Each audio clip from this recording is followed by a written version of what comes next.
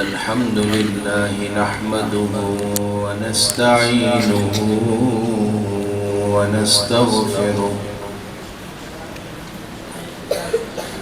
ونؤمن به ونتوكل عليه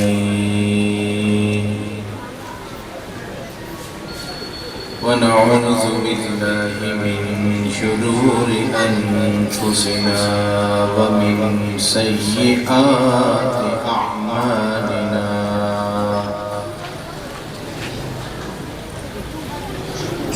من يهده الله فلا مضل له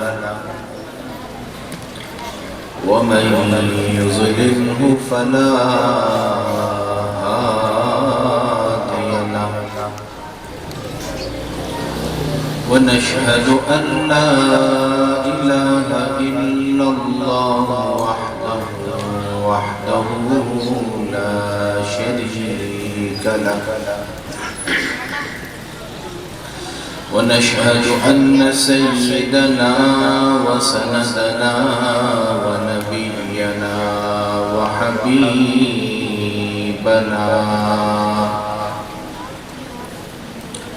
وحبيبنا وشفيعنا ومولانا محمدا أحمد عبده ورسوله أرسله بالحق بشيرا ونذيرا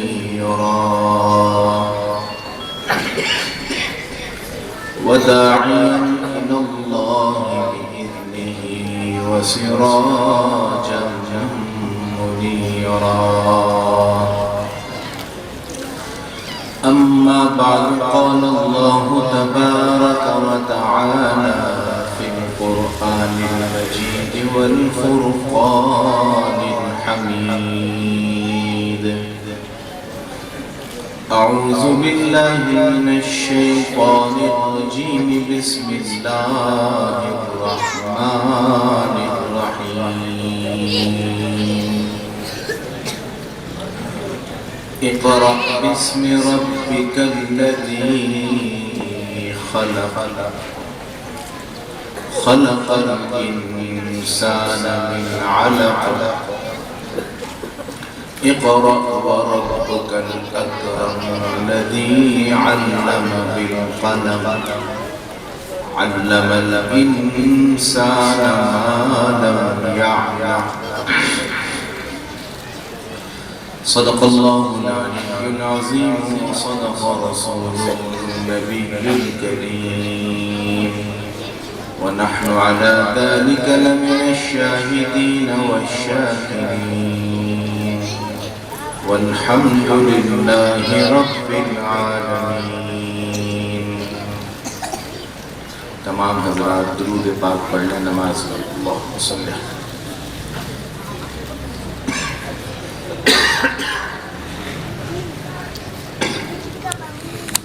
ہم سب کو اسے یاد کرنے کی اور اس پر عمل کی توفیق عطا فرما دے. تو آج ہم سب ان طلباء کرام کی حوصلہ افزائی کے لیے جمع ہیں جنہوں نے قرآن شریف کو حفظ کیا ہے. اللہ کا قرآن کلام الہی. اللہ فرماتے ہیں ان الدین عند اللہ الاسلام.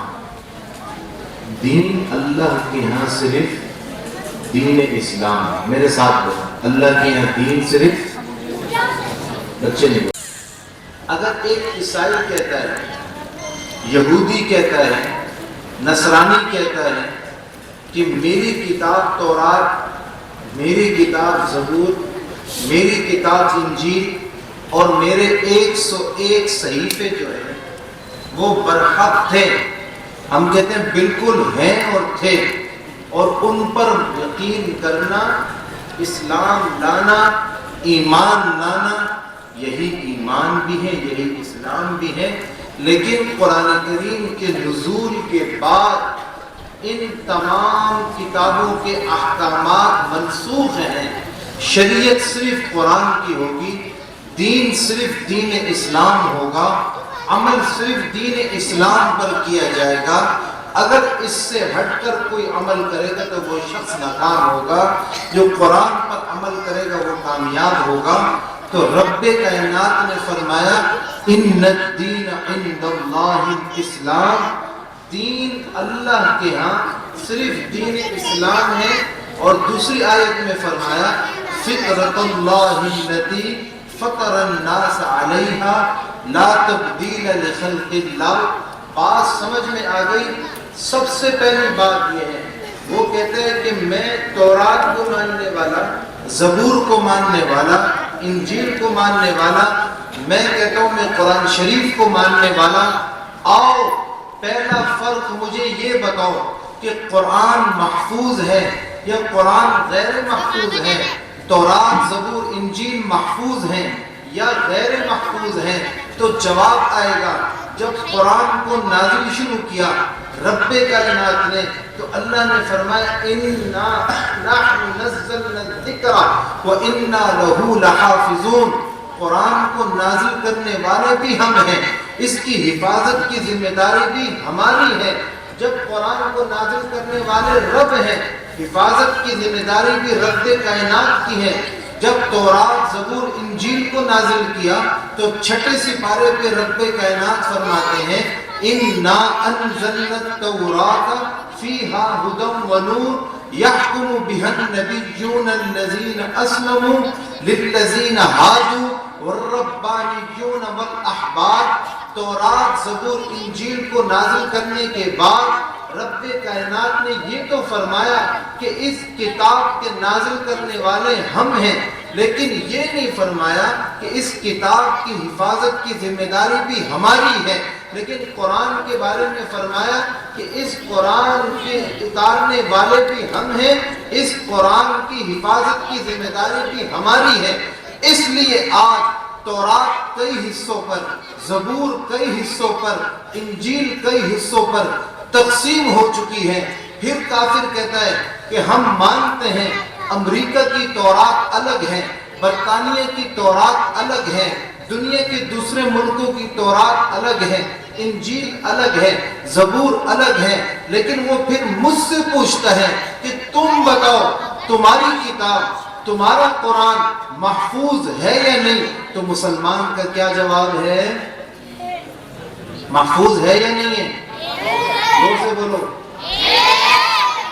بھائی، بچوں نے نہیں بولنا، آپ کو تو پتہ ہے محفوظ ہے اور آپ کے سینے میں محفوظ ہے۔ ہم بڑوں سے بات کرتے ہیں بھائی قرآن محفوظ ہے یا نہیں ہے؟ اس کی نشانی کیا ہے؟ ہم پوچھتے ہیں بتاؤ تورات تمہارے ملک میں الگ ہے، دوسرے ملک میں الگ ہے، زبور تمہارے ملک میں الگ ہے، دوسرے ملک میں الگ ہے، پھر وہ ہم سے پوچھتے ہیں کہ تمہارا قرآن پوری دنیا میں ایک ہے۔ ہم کہتے ہیں آپ کو ہم بتاتے ہیں کہ آپ سرجانی ٹاؤن کے L1 سیکٹر میں علوم شریعہ مسجد سے قرآن اٹھا لو، مصر کی الازہر یونیورسٹی سے قرآن اٹھا لو، ملیشیا کے اس دارالقرآن سے قرآن اٹھاؤ، ساری دنیا کے سارے محلوں علاقوں سے، گلیوں سے، مسجدوں سے قرآن اٹھاؤ، پھر ہمارے اسلامی مرکز حرمین شریفین طیبین طاہرین سے قرآن اٹھاؤ، تو خدا کی قسم الف لام سے لے کر والناس تک، الف لام سے لے کر والناس تک 6666 آیتیں، 114 سورتیں، سارے کا سارا قرآن پڑھنا شروع کر دو۔ جو قرآن آپ کو اس سرجانی کی گلیوں میں ملے گا وہی قرآن آپ کو حرمین کی چار دیواری میں ملے گا۔ تو قرآن محفوظ ہے یا نہیں ہے؟ محفوظ ہے یا نہیں ہے؟ تو پہلی دلیل سمجھ میں آ گئی؟ جس کو سمجھ میں آ گئی ہاتھ کھڑا کر لیں، اچھے طریقے میں سمجھ میں آ گئی۔ دوسری دلیل ہم پوچھتے ہیں تورات زبور انجیل کا حافظ ہے؟ کیا سوال ہے؟ سوال کیا ہے؟ تورات زبور انجیل کا حافظ ہے؟ سوال تو بولو، تورات زبور انجیل کا حافظ ہے؟ حافظ ہے؟ تورات زبور انجیل کا حافظ ہے؟ پوری دنیا میں، ان کے ملاؤں میں، ان کے پادریوں میں. پھر وہ ہم سے پوچھتا ہے کہ تمہارے پاس قرآن کا حافظ ہے؟ کہہ دو سبحان اللہ. تمہارے پاس قرآن کا، تمہارے پاس قرآن کا. ہم کہتے ہیں استاد ملک تو بتا حافظ، ہم بتائیں گے ملک، ملک تو بتا حافظ، شہر تو بتا حافظ، علاقہ تو بتا حافظ، مسجد تو بتا حافظ، ارے عمر تو بتا حافظ. ہم بتائیں گے. اگر تجھے قرآن کے حفاظ میں 70 سال کا حافظ چاہیے ہوگا تو وہ بھی تجھے ملے گا. 60 سال کا چاہیے ہوگا وہ بھی ملے گا. 40 سال کی عمر کا حافظ چاہیے ہوگا وہ بھی ملے گا. اگر تیرا دل نہیں مانتا، تو کہتا ہے 60 سال کی عمر کا حافظ بتا دو، انشاءاللہ وہ بھی. تو دوسری دلیل، پوری دنیا میں اگر قرآن کے حافظ ہیں، دنیا کی کوئی کتاب بشمول آسمانی کتاب، ان کا پوری دنیا میں کوئی حافظ نہیں ہے. یہاں تک کہ ان کے پادری بھی ان کی کتابوں کے حافظ نہیں ہے. یہ قرآن کا اعجاز ہے. دو باتیں سمجھ میں آ گئی، دو دلیلیں سمجھ میں آ گئی. جس کو سمجھ میں آئی ہاتھ کھڑا کر لیں. اچھے طریقے سے سمجھ میں آ گئی. تیسری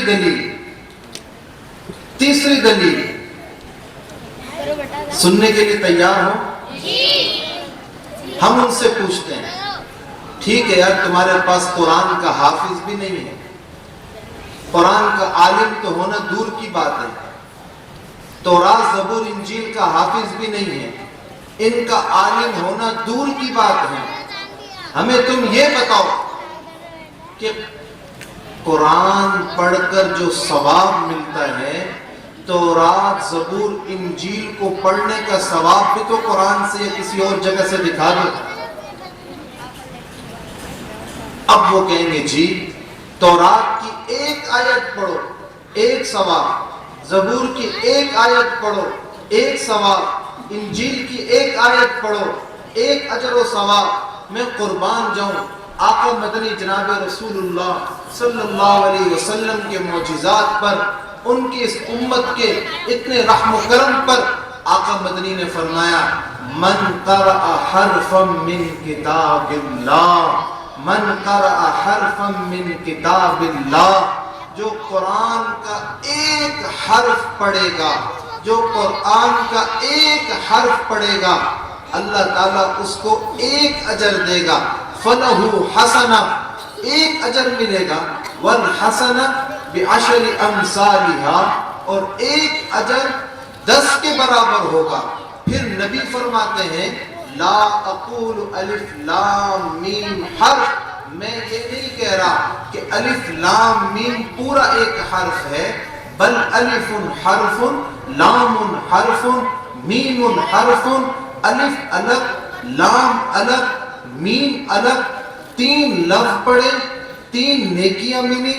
3 نیکیاں 30 کے برابر، 30 گناہ معاف، 30 درجات بلند، 30 اللہ نے آپ کو اجر دیے. حضور فرماتے ایک لفظ پڑھنے کا، ایک نہیں 70 کیوں؟ یہی آپ قرآن آپ نفل میں پڑھیں گے، آپ کا ثواب 70 گنا زیادہ ہے. یہی قرآن آپ رمضان میں پڑھیں گے، آپ کا ثواب 700 گنا زیادہ ہے. یہی قرآن آپ فرض نماز میں پڑھیں گے، آپ کا ثواب 70,000 سے کراس کر جائے گا. اور یہی قرآن ہوگا، آپ کی نماز ہوگی، رمضان کا مہینہ ہوگا، اعتکاف کی حالت ہوگی، پھر روزے کی حالت ہوگی. پھر آپ جب قرآن پڑھیں گے تو وہ کمپیوٹر والا کہتا ہے اللہ اتنا اجر دے گا کہ میرا کمپیوٹر کام نہیں کرتا. تو رمضان شریف کی آمد ہے، حفاظ تیار ہیں، قاری صاحبان تیار ہیں، لیکن قاری صاحبان سے بھی درخواست کرتا ہوں کہ بھئی قرآن کو قرآن کی طرح پڑھو، قرآن کو، اور عوام سے بھی کہتا ہوں کہ بھائی قرہ سے ایسا قرآن پڑھواؤ جیسے قرآن کا حق ہے، جیسے رب کائنات قیامت کے دن اعلان فرمائیں گے اقرأ ورتقی ورتل کما کنت ترتل فی الدنیا، جنت کی منزلوں میں قرآن ایسا پڑھ جیسے تو دنیا میں ترتیل اور تجوید کے ساتھ پڑھتا تھا۔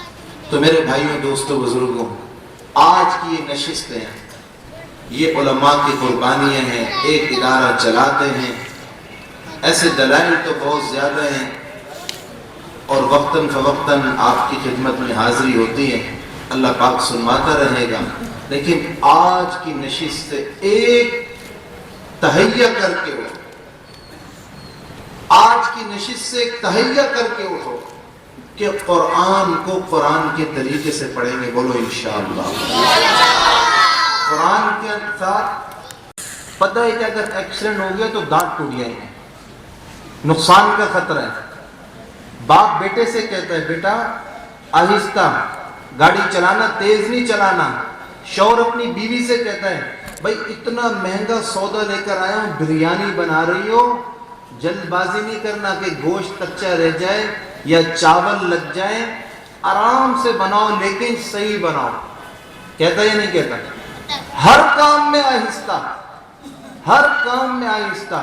مستری پلستر کر رہا ہو تو مالک کہتا ہے یہ ٹیڑھا میڑھا کیوں چھوڑنا ہے، کام کر، صحیح کر، آرام سے کر۔ کہتا ہے یا نہیں کہتا؟ ٹائل والا ٹائل لگا رہا ہے، کہتے ہیں بھائی جلد بازی کیوں کر رہے، دیہاڑی ٹائم پورا کرنا ہے، آرام سے لگاؤ، چیز صحیح لگاؤ۔ یہ بھی اور قرآن کو قرآن کی طرح سنیں گے، بولو انشاءاللہ۔ رمضان شریف کی آمد ہے، آج سے اپنی نمازوں کی پابندی شروع کرو، آج سے۔ یہ شیطان بڑے مسکے لگائے گا، کہے گا یار پورا سال نماز چھوڑیے، فجر چھوڑیے، اب رمضان کی جس دن پہلی دن ہوگا نا اس دن سے 5 نمازیں ٹائم پر پڑھیں گے۔ یہ شیطان کا پہلا ٹھمکا ہے، اس چکر میں نہیں آنا۔ بولو بھائی رمضان بھی فرض ہے، آج بھی فرض ہے۔ تو پہلے دن بولے گا یار آج سے نہیں کل سے، کل بولے گا کل نہیں پرسوں سے، ترسوں سے، پھر جب 10 دن گزر جائیں گے کہا یار یہ رمضان تو خراب گزر گیا، اگلے سال رمضان آئے گا نا پہلے دن سے نماز شروع کر دے۔ تو رمضان کی تیاری کب سے کرنی ہے؟ کب سے کرنی ہے؟ آج کرے کہ ہم سب آخری عشرہ اللہ کے گھر میں گزاریں گے، بولو انشاءاللہ۔ اللہ ہم سب کو عمل کی توفیق عطا فرمائے۔ وآخر دعوانا